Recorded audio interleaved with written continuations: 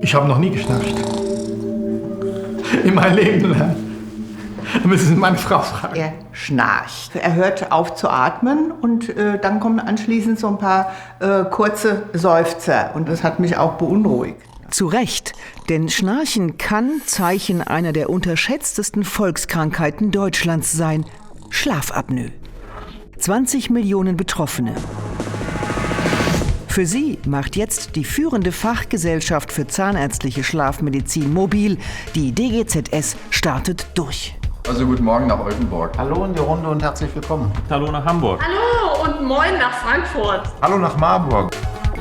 Das ist schön und inspirierend mit euch. Der Vorsitzende hat eine ehrgeizige Truppe motiviert, die folgenschwere Schlafkrankheit aus der Nische rauszuholen. Hallo, ich grüße Sie, Herr Roth. Unterstützt von Therapieformen, die das Gesundheitsministerium jetzt gerade gesetzlich verankert. Unterkieferprotrusionsschienen.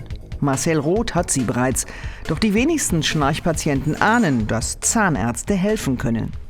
Viele Menschen brauchen unsere Therapie, viele wissen aber noch gar nicht von ihr. Ja, und das ist halt der Knackpunkt, dass wir daran arbeiten müssen, dass diese Vernetzung stattfindet. Arzt und Zahnarzt müssen sozusagen zusammenspielen, den Patienten zusammen betreuen. Die ersten Erfolge führen dazu, dass man fasziniert ist von dieser Therapie, dass die so gut funktioniert und dass man eine Leidenschaft entwickelt, dorthin zu gehen und Menschen zu helfen.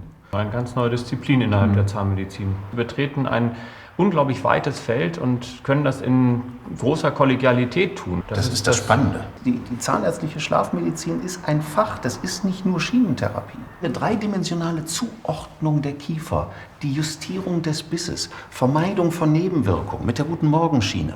Ganz tolle Sachen. Ab diesem Online-Curriculum definieren wir die zahnärztliche Schlafmedizin komplett neu. Das Symposium 2021 ist der Auftakt für eine große Kampagne. Deutschland atmet auf. 80.000 Zahnärzte sind gefragt, umsetzende Partner für die Schlafdiagnostik zu werden.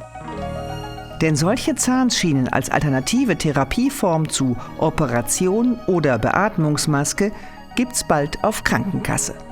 Gut für Patienten, aber große Verantwortung für die Deutsche Gesellschaft für zahnärztliche Schlafmedizin. Biss, Krafteinwirkung, Zahnstellung, die Therapie erfordert neues Wissen. Für so eine Resonanz von den Teilnehmern, dass du selbst auf einmal spürst, du bringst das, was du weißt, rüber. Das Ziel: Praxen qualifizieren für eine Versorgung auf höchstem Niveau. Gestern habe ich eins gemerkt auf diesem APW-Curriculum. Ich habe unglaublich viel gelernt. Brandaktuell.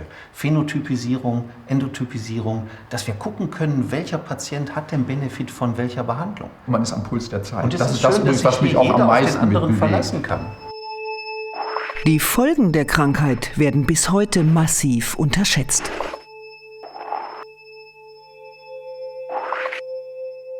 Ich sehe jeden Tag verzweifelte Patienten, die einfach nicht wissen, wie es weitergehen soll. Verschiedene Therapien ausprobiert. Sie wissen einfach nicht mehr weiter. Und dann bin ich einfach froh, dass ich etwas anbieten kann, eine Alternative. Mein Antrieb ist, wissenschaftliche Erkenntnisse in den Praxisalltag hineinzubringen, um eben die Schere zwischen Wissen und Anwendung zu schließen, damit sich beide Bereiche gegenseitig befruchten. Deshalb freuen sich die DGZS-Mediziner, gegen so einschneidende körperliche Risiken jetzt auf breiter Ebene etwas tun zu können. Deutschland atmet auf. Höchste Zeit.